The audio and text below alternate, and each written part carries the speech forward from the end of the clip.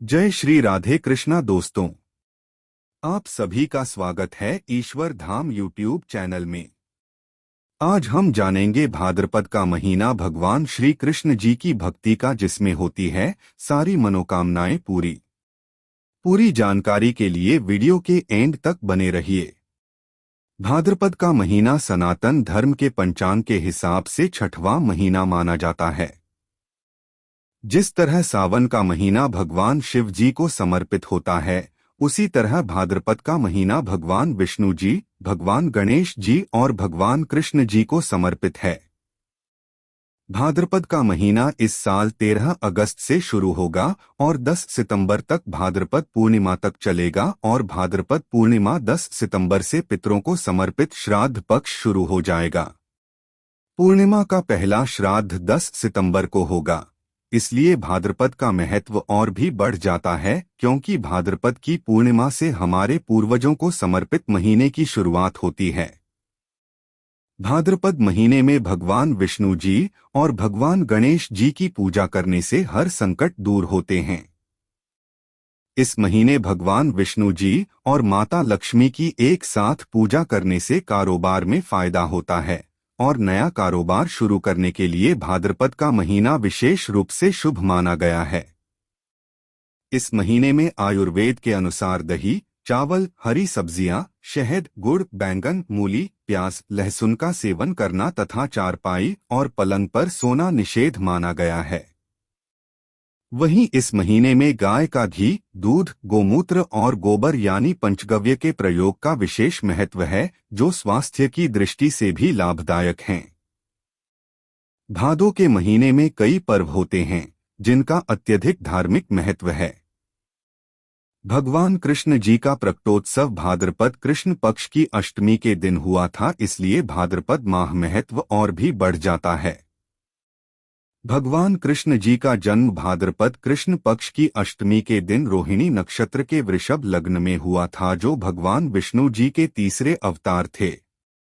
इसलिए भाद्रपद का महीना भगवान विष्णु जी यानी भगवान कृष्ण जी की भक्ति का महीना माना जाता है। इस बार कृष्ण जन्माष्टमी 18 अगस्त को है। भादों में पड़ने वाली गणेश चतुर्थी को संकष्टहर चतुर्थी का नाम दिया गया है, जो इस बार 15 अगस्त को पड़ रही है। भाद्रपद की अमावस्या का विशेष महत्व है। इस साल भाद्रपद की अमावस्या 27 अगस्त को होगी। भाद्रपद माह भगवान श्री कृष्ण जी की भक्ति का महीना होता है, इसलिए भाद्रपद अमावस्या का महत्व और भी बढ़ जाता है। इस अमावस्या पर धार्मिक कार्यों के लिए कुशा एकत्रित की जाती है। धार्मिक कार्यों, श्राद्ध कर्म आदि में इस्तेमाल की जाने वाली कुशा घास यदि इस दिन एकत्रित की जाए तो वह पुण्य फलदायी होता है। इसलिए इस अमावस्या को कुशग्रहणी अमावस्या कहा जाता है, जिसे पौराणिक ग्रंथों में कुशोत्पाटिनी अमावस्या भी कहा गया है। भाद्रपद अमावस्या को पिथौरा अमावस्या भी कहा जाता है, इसलिए इस दिन माता दुर्गा की पूजा की जाती है। भाद्रपद महीने के शुक्ल पक्ष की चतुर्दशी तिथि को भगवान विष्णु जी के निमित्त अनंत चतुर्दशी का व्रत रखा जाता है और अनंत चतुर्दशी के दिन आटे और घी से बने रोट भगवान विष्णु जी को भोग के रूप में लगाए जाते हैं। अनंत चतुर्दशी का पर्व इस बार 9 सितंबर को पड़ रहा है।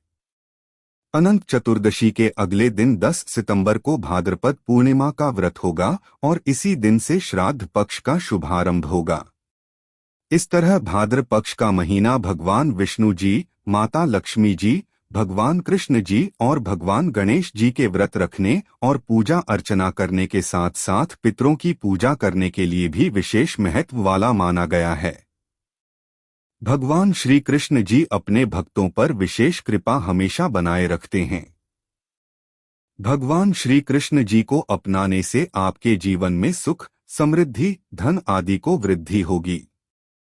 ये जानकारी आप लोगों को कैसे लगी कमेंट में जरूर बताइए और वीडियो को लाइक और शेयर जरूर करें और ऐसी ही जानकारी के लिए हमारे यूट्यूब चैनल ईश्वर धाम को सब्सक्राइब करना न भूले। धन्यवाद। जय श्री राधे कृष्णा।